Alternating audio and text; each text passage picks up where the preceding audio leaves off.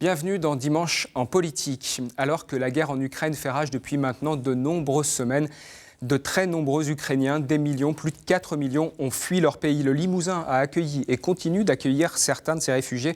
Alors comment le chemin de l'exode les a menés jusque dans notre région? Comment et où sont-ils accueillis?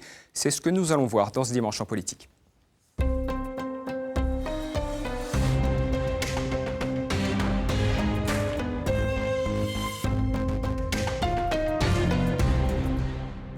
Bonjour à tous. Depuis le début de la guerre, le 24 février, plus de 4 millions d'Ukrainiens ont fui leur pays, un exode que l'Europe n'avait pas vécu depuis la Seconde Guerre mondiale. L'accueil de ces réfugiés est particulièrement important dans les pays limitrophes de l'Ukraine, en particulier la Pologne, avec plus de 2 millions de personnes déplacées.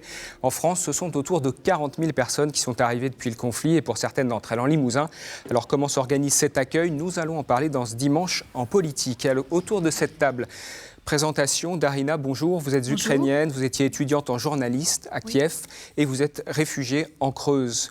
Régis Meunier, bonjour. Vous êtes infirmier, membre de l'ONG Pompiers de l'Urgence internationale. Vous avez acheminé de l'aide aux réfugiés en Moldavie à la frontière ukrainienne et votre association prépare un nouveau convoi. Jérôme Delobel, bonjour. Vous travaillez pour l'association Audacia, référente pour l'hébergement des réfugiés en Haute-Vienne. Et puis avec nous également en duplex de la Souterraine, Jacques Forgeron, bonjour également. Vous représentez la Fédération d'échange France-Ukraine, une des associations qui se démène pour aider les réfugiés.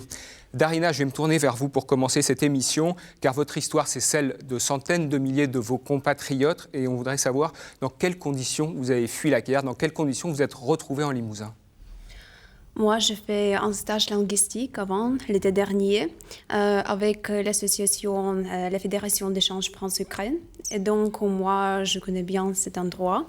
Moi, j'ai travaillé à Microfolie à la Souterraine, c'est le musée numérique. Et donc, moi, j'ai fait connaissance ici avec la famille française. Et donc, il y a une semaine avant le commencement de la guerre, que cette famille m'a proposé de quitter l'Ukraine et d'aller ici en France. Et moi, j'ai dit que oh non, c'est juste une tension, il n'y a pas de la guerre. Et donc, après, c'est Jacques Forgeron qui m'a appelé parce que moi, j'ai passé 2 semaines pendant la guerre en Ukraine. Et donc, Jacques Forgeron m'a appelé et il a proposé un stage ici, professionnel, à la Radio France Bleu Creuse. Et donc, on a pensé avec ma famille que ce serait mieux maintenant de quitter l'Ukraine parce que maintenant je suis en sécurité. Et vos proches sont évidemment toujours en Ukraine aujourd'hui? Oui, ils sont restés là-bas. Alors on en reparlera parce que j'imagine que vous êtes le plus régulièrement possible en contact avec eux. Je vais passer la parole à Jacques Forgeron, justement. Jacques, quels sont les chemins qui conduisent les réfugiés en Limousin? Il y a les liens qui ont été tissés auparavant, qui sont importants. C'est le cas entre Darina et votre association, par exemple.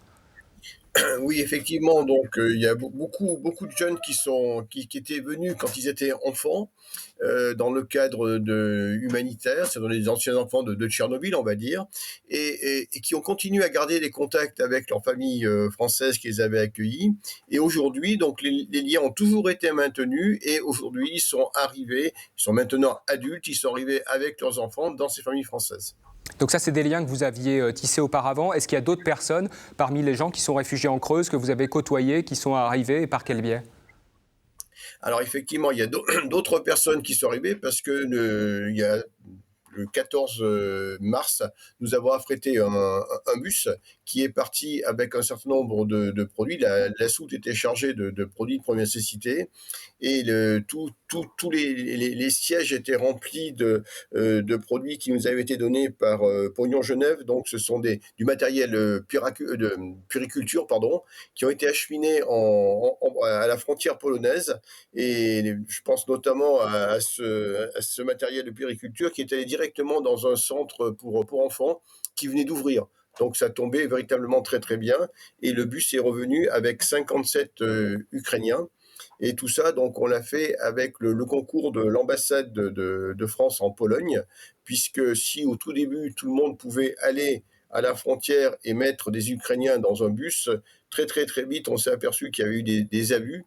Et les Polonais donc, ont mis des barrières. C'est pour ça que maintenant, toutes les initiatives françaises doivent passer par l'ambassade de France en Pologne. Donc tout ça a été un peu cadré. Jérôme Delobel, je vois que vous hochez de la tête. Vous aussi, vous occupez de l'accueil des réfugiés ukrainiens ici en Haute-Vienne. Il faut mettre un cadre pour accueillir ces personnes et pas faire n'importe quoi. Oui, tout à fait. Il y a un élan de solidarité là qu'on voit sur toute l'Europe et c'est bien naturel parce que c'est une guerre qui se passe en Europe. Alors l'État et en France, on a mis un dispositif en place. Et il faut le plus possible essayer de se rattacher à ce dispositif. Quand on n'est pas une association assez solide, moi je déconseille aux gens, aux particuliers ou aux petites associations de se lancer dans ce type d'aventure, c'est-à-dire d'aller chercher et d'accueillir ici les réfugiés ukrainiens. C'est-à-dire de prendre un bus, d'aller à la frontière et de... Tout à fait. Non, c'est compliqué et surtout de mobiliser des familles d'accueil en France. Il y a quand même une expertise qu'il faut avoir. Il faut avoir tous les dispositifs possibles en ce qui concerne l'administratif, mais aussi la santé, tout ce qui va concerner les problèmes psychologiques, les psychotraumatiques qui vont arriver.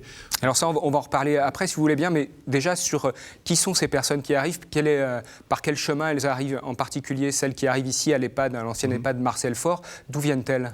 Alors en majorité, on a eu des bus qui sont venus de Paris pour les premiers bus. Et ensuite, là, depuis 2 semaines, c'est particulièrement justement des familles qui ont accueilli un petit peu par le biais de réseaux, de contacts, de familles qui ont accueilli des familles. Puis alors, ils accueillent d'abord une première famille, mais la famille fait venir ensuite plus de familles. Et les familles d'accueil improvisées se retrouvent vite débordées. Et donc là, on prend le relais pour tout ce qui concerne déjà la santé des réfugiés, mais aussi les cadrer dans le dispositif administratif qui a été mis en place, puisque l'objectif, c'est de les insérer le plus possible dans le droit commun et dans une autonomie pour ceux qui souhaitent en tout cas rester en France pour le moment. Ça veut dire que Darina nous explique qu'ici, elle a choisi finalement la Creuse, l'endroit où elle a voulu se réfugier en France. Les gens que vous accueillez, ce n'est pas le cas ? Si, pour l'instant, si. C'est des gens qui sont arrivés quand même dans le Limousin par le biais de contacts, de conséquences, d'amis. Il y a quand même un réseau qui s'est forgé. On attend, par contre, pour les prochains desserrements, on attend des réfugiés qui seraient plus sur les frontières de l'Ukraine. Et là, dans ces cas-là, évidemment, c'est l'ambassade de France qui va prendre le relais et qui va cadrer un petit peu tout ça pour amener les réfugiés qui souhaitent venir en France. Alors, vous utilisez ce terme de desserrement, ça veut dire qu'en fait, des réfugiés arrivent, notamment à Paris, et puis là-bas, les autorités, l'État décident d'où est-ce qu'on peut leur trouver des places d'accueil. Régis Meunier, je vais me tourner vers vous. Vous avez été dans ces camps qui sont justement sur les frontières. C'était en Moldavie. Vous avez pu rencontrer des gens qui fuyaient leur pays. Est-ce qu'ils avaient l'intention de rester sur cette frontière, justement, ou vous avez déjà une idée, même une petite idée, sur quel pays ils voulaient rejoindre ? Alors, il y avait 2 catégories de personnes, en fin de compte. Il y avait celles qui voulaient vraiment fuir l'Ukraine et puis se diriger vers d'autres frontières. Je pense à la Roumanie, à la Pologne, à la France. Et il y a ceux qui pensaient séjourner quelques jours, quelques temps, tout au moins en Moldavie, pour échapper au combat. Mais compte tenu des événements actuels et disons de l'amplification et de l'intensité des combats, on peut imaginer que ces gens n'auront pas systématiquement envie de revenir dans leur pays d'origine. Donc il faut s'attendre à ce que, j'en parlerai peut-être tout à l'heure, que cet autre camp qui était installé à côté d'une autre héberge de façon plus intense et plus longtemps ces gens qui veulent quitter définitivement l'Ukraine. Ça veut dire qu'ils veulent quitter l'Ukraine, mais tout en restant très proches, c'est ça que vous nous dites ? Alors ça, je ne sais pas précisément. Je pense que leur premier objectif, c'est de fuir les combats et puis de sauver leur vie. On a vu beaucoup de femmes seules avec des enfants, peu d'hommes. Oui, 90% des réfugiés, c'est un chiffre qui revient régulièrement, sont des femmes, des enfants, puisque les hommes en âge de combattre doivent rester en Ukraine. Tout à fait. Donc en France, c'était un chiffre que j'avais avancé au début de cette émission, c'est 40 000 personnes qui ont été recensées pour l'instant aux frontières. C'est un chiffre qui paraît un petit peu sous-estimé, puisque dans la seule région Nouvelle-Aquitaine, ce sont les chiffres de la préfecture de région. Presque 15 000 personnes déplacées ont trouvé refuge. On va voir ces chiffres et on va préciser également, en Limousin, ce sont près de 800 personnes et pour 40% de ces personnes-là, bien, ce sont des enfants au déclenchement de la guerre. Donc l'État s'attendait à un afflux plus massif et finalement ce n'est pas le cas. Jérôme Delobel, je me tourne vers vous. On s'attend à de nouvelles arrivées et puis de quelle manière on vous prévient finalement qu'il va y avoir des gens ? Alors sur le dispositif de Marcel Faure, on est dimensionné pour accueillir 200 personnes. Il y a d'autres sites qui vont s'ouvrir en Haute-Vienne. Pour l'instant, on est monté jusqu'à 90 et là on a à peu près entre 70-75 personnes. L'État français s'est préparé et je crois que c'est bien naturel à accueillir effectivement dans des bonnes conditions un afflux assez massif. 100 000 personnes, on évoquait. Entre 100 000 et 200 000, voilà, ça dépend des chiffres de la préfecture. Donc c'est vrai que tous les services de l'État et les associations sont mobilisés. J'allais dire que on est prêt pour accueillir un afflux assez conséquent de réfugiés si tel est le besoin. Darina, est-ce que vous qui êtes en contact avec les gens qui sont restés en Ukraine, vous les incitez à sortir du pays, à venir se réfugier auprès de vous? Est-ce que vous avez des demandes qui vous arrivent? Comment ça se passe? Par exemple, moi, j'ai proposé à ma famille d'aller ici en France, par exemple ma mère, mais elle a refusé parce qu'elle est volontaire maintenant. Et donc, elle ne veut pas, par exemple, les membres de ma famille, elle ne veut pas quitter l'Ukraine. Est-ce que vous êtes toujours heureuse d'être arrivée ici, d'être en sécurité, ou vous êtes tellement tiraillée que vous souhaiteriez finalement retrouver votre famille et repartir? Je voudrais bien retrouver ma famille, je voudrais bien que la guerre finisse, mais vous savez que c'est très difficile pour moi, je suis en sécurité, mais quand même, chaque fois, chaque nuit, je pense de ma famille, je pense de mes parents et les autres membres de ma famille, donc c'est toujours difficile. Bien sûr, ma famille est en même temps proche et en même temps loin. Et proches, pourquoi? Parce qu'on parle avec l'un avec l'autre chaque jour, mais la connexion est vraiment mauvaise parce que les soldats russes ont détruit beaucoup de stations, et donc c'est vraiment difficile pour nous. Est-ce que sur place, ils vous disent surtout, Darina, reste là-bas? Oui. Donc pour l'instant, ils ne souhaitent pas que vous rentriez, ils préfèrent vous savoir en sécurité La ici. situation est vraiment mauvaise parce qu'on habite à Mykolaiv région et Mykolaiv est toujours bombardé. Donc, c'est ça.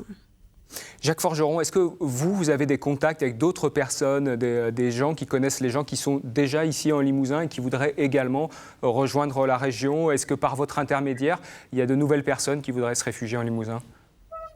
Oui, bien sûr, on a des appels pratiquement chaque jour, donc de personnes que l'on connaît ou de connaissances de personnes que l'on connaît et qui souhaitent venir, bien sûr, en Creuse. Alors, je voudrais préciser, pour qu'il n'y ait pas d'ambiguïté, si vous voulez, que notre démarche, elle est dans le cadre d'un collectif sous l'égide de la préfecture de la Creuse, et que le bus qui est parti a été fait en totale collaboration avec la préfecture, le conseil départemental et l'association des maires de la Creuse, et que les gens qui sont venus avec ce bus-là sont logés pour l'instant dans un collectif à la commune de Saint-Vaury qui a mis à disposition donc des appartements où actuellement donc 50 personnes sont logées, ce qui nécessite, comme tout à l'heure me le disait M. Lebel, donc un accompagnement assez conséquent, mais je pense qu'on va peut-être y revenir.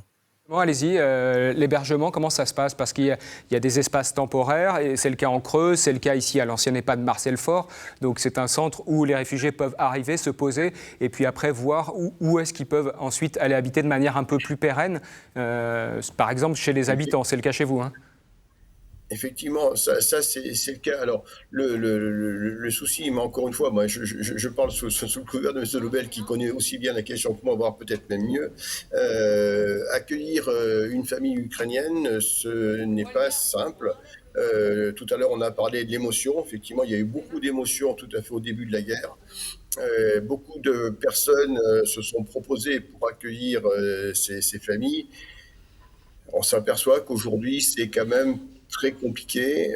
Il y a même certaines familles qu'on est obligé de changer parce que effectivement, le courant ne passe plus entre la famille française et la famille ukrainienne. Donc vous avez des problèmes de cohabitation, vous avez dû déplacer des gens qui étaient dans des familles? Tout à fait.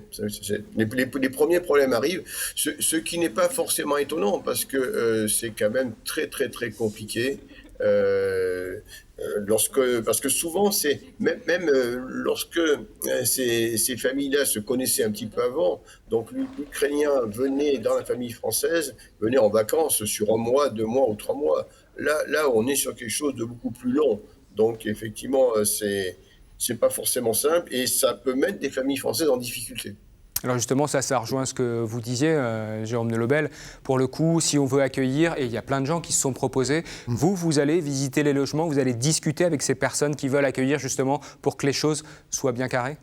Et oui, on va visiter le logement, bon, évidemment pour s'assurer qu'il est, La salubrité, qu'il est décent, etc. évidemment, qu'il est en sécurité aussi, parce qu'il y a beaucoup d'enfants dans les familles de réfugiés, donc il faut s'assurer que la maison aussi ou l'appartement est sécurisé. Mais le plus clair de notre temps, c'est vraiment de s'asseoir avec les familles qui vont accueillir et de bien borner le périmètre de leur responsabilité, parce qu'il y a aussi une responsabilité juridique, civile. C'est pas mettre des ballons, faire un gâteau et dire bienvenue chez moi. C'est quand même des gens qui vont arriver, qui sont au téléphone toute la journée, toute la nuit, qui peuvent recevoir des mauvaises nouvelles. Et plus le conflit avance, plus la possibilité de recevoir une mauvaise nouvelle est là. Et donc il faut savoir gérer ça aussi. Donc on explique aux familles comment se retourner, que nous on va construire un lien avec elles et qu'on est toujours évidemment en disponibilité, outre les appels d'urgence, mais sur le long terme. Mais évidemment on commence également à recevoir des familles qu'on avait placées, mais qui reviennent, puisque ça se passe pas très bien. Par exemple, là il y a une famille récemment, donc la famille française, les petits-enfants, les enfants commençaient à faire beaucoup de cauchemars. Parce qu'évidemment, ça parlait, ça regardait la télévision de ce qui se passait là-bas. Et la famille d'accueil a dit, nous, on est plein de bonne volonté, on a beaucoup de cœur, mais si ça touche ma famille à moi, là, je peux pas. Donc voilà, on essaye de cadrer ça et de vraiment, c'est vraiment délimiter le périmètre de ce que les gens sont vraiment prêts à donner. Parce qu'il faut donner beaucoup, il faut donner longtemps, et il faut penser que c'est des frais aussi. C'est des frais aussi, puisqu'il faut s'occuper de la nourriture, des déplacements. C'est bien de le préciser, effectivement, puisque quand on héberge chez soi à titre bénévole, donc c'est à la fois le logement, mais aussi la nourriture. Et l'État, il n'y a pas de défraiement aucun dans ce cas-là. C'est vraiment du bénévolat. Voilà, pas pour le moment. Et puis c'est aussi, nous, on appuie les familles pour tout ce qui est l'accès aussi à la scolarité des enfants. Bon, là, les mairies font un travail super, et tous les services de l'État en général, mais c'est aussi une implication, puisqu'il faut aller à la mairie, il faut inscrire les enfants à l'école. Donc c'est quand même quelque chose qui prend beaucoup de temps. Et donc on cadre bien ça avec les familles d'accueil. Donc aider, oui, mais dans certaines conditions, passer par les associations, passer par les préfectures qui ont mis en place beaucoup de dispositifs pour que ça soit le plus efficace possible finalement. Je me tourne vers vous, Régis, puisque vous avez acheminé de l'aide, vous avez reçu énormément de dons également. Oui. C'est un peu la même chose, tout le monde veut aider, mais il faut peut-être cibler la manière dont on veut aider. Oui, alors il est certain que les besoins étaient ciblés quand même, je pense au regard de ce que j'ai vu. Bon, ma première parole va vers un merci à ceux qui ont donné. Il y a eu vraiment un réel engouement. Peut-être qu'aujourd'hui, il faut être plus précis, moins de vêtements, plus de médicaments ou plus d'argent, tout simplement. Sachant que, oui, voilà, je pensais l'argent, ça c'est certainement important. Maintenant, les besoins, j'imagine qu'ils évoluent, qu'ils changent au fur et à mesure de l'afflux des réfugiés. Au niveau des camps, on avait des besoins qui étaient bien ciblés. Ça allait des vêtements, surtout des vêtements d'enfants, des produits d'hygiène pour les enfants, pour les adultes, nourriture bébé, des couches notamment, des jouets. Ça paraît bizarre, mais les enfants étaient partis en abandonnant leurs jouets, ils étaient perdus. Donc le fait de leur donner des jouets, ça a vraiment eu un effet positif.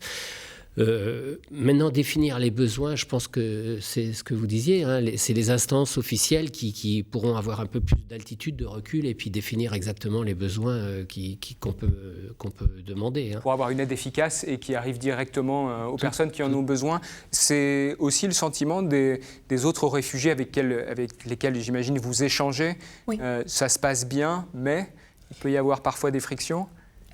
Peut-être oui, parce que moi, avec la radio France Bleu Creuse, on a fait le reportage à propos de la famille française qui était maintenant ici en Creuse, mais les membres de famille parlent ni anglais ni français, donc ça pose beaucoup de problèmes. Par exemple, parce que c'est un homme qui parle anglais bien, qui parle français bien aussi, qui accueille cette famille.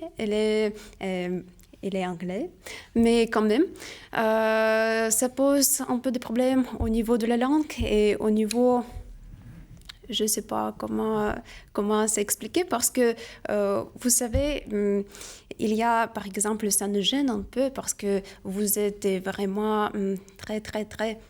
Nous sommes vraiment très reconnaissantes pour vous. Et donc, vous dépensez beaucoup d'argent, et c'est ça, et on comprend ça, bien sûr. Donc peut-être que le dialogue n'est pas complètement établi, on n'ose pas demander. Je vous propose qu'on écoute justement des paroles de personnes qui sont réfugiées ici en Limousin, quelques paroles de femmes, parce qu'évidemment, on l'évoquait encore, c'est 90% de femmes et d'enfants qui sont réfugiés hors d'Ukraine.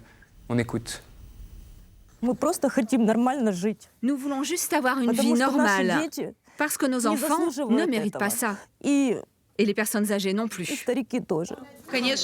Bien sûr, on voudrait retourner dans notre patrie, mais on ne sait pas combien de temps la guerre va durer. Si ça dure, on voudrait bien rester ici, s'intégrer, trouver du travail, devenir un membre de la société française. Et c'est pour ça que l'apprentissage du français est si important. Je trouve ça vraiment super pour les enfants, pour leur avenir. Ils vont découvrir une autre langue comme le français. Ils vont aussi rester avec d'autres enfants et peut-être se faire des amis. Je trouve ça vraiment très bien. Dans l'immédiat, on essaie de s'adapter à cette nouvelle vie. On devrait recevoir nos papiers par la préfecture de Tulle, mais on a surtout envie de revenir dans notre ville et notre pays pour vivre comme on vivait avant.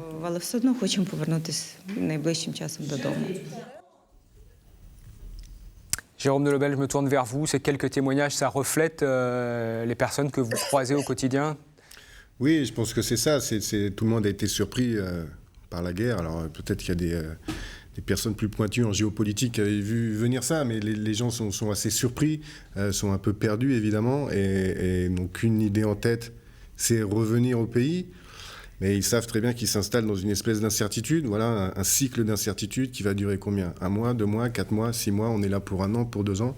Donc je pense qu'on essaie de mettre tous les dispositifs en place pour, quelle que soit la durée du séjour, qu'il se passe le mieux possible, dans les meilleures conditions possibles.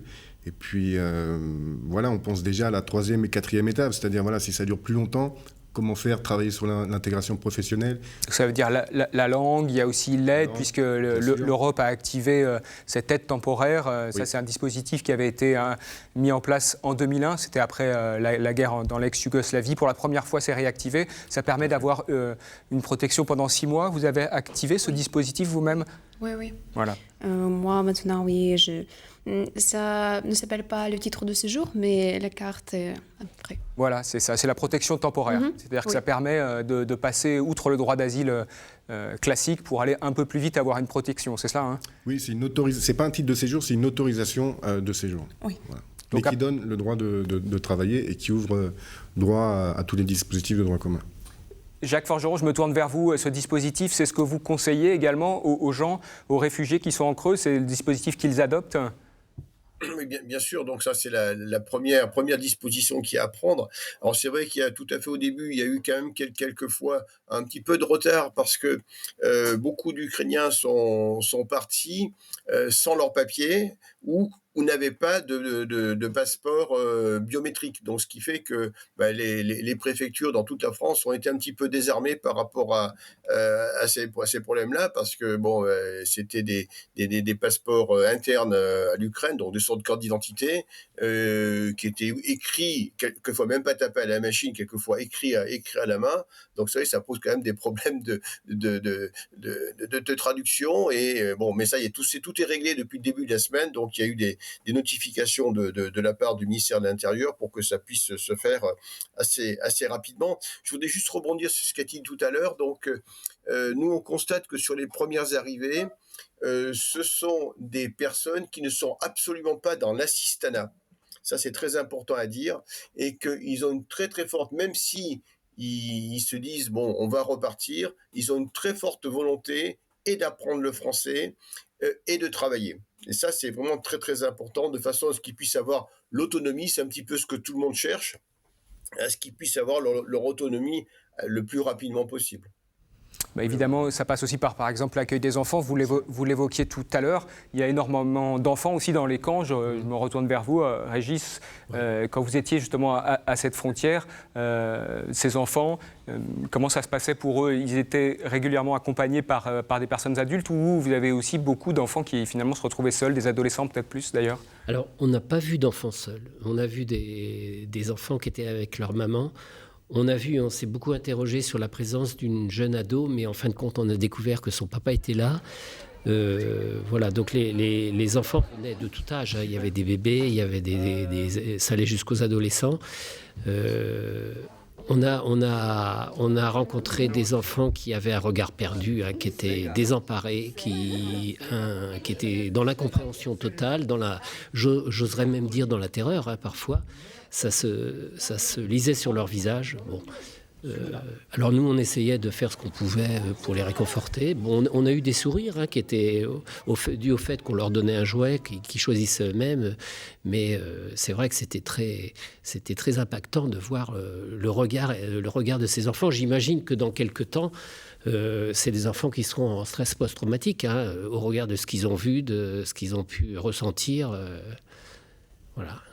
Darina, les enfants qui sont arrivés ici avec l'aide de l'Éducation nationale, il y en a déjà quelques-uns qui ont pu retrouver le chemin de l'école. Vous pensez que c'est une bonne solution, tout pendant qu'ils sont en France, que c'est très important qu'ils aillent à l'école ? Oui, c'est très important parce qu'il faut apprendre le français quand même. Et donc moi, j'ai aidé une famille à la souterraine. J'ai inscrit ces enfants à l'école parce que la famille, malheureusement, parle pas ni anglais ni français. Et donc, moi, et avait envie de mettre ses enfants à l'école ? Oui, c'est ça. Et je crois que c'est une très bonne idée. Parce qu'il faut pour les enfants de parler avec les autres enfants, de ne pas se cacher. Donc, c'est ça. De s'insérer ici dans la vie en Limousin.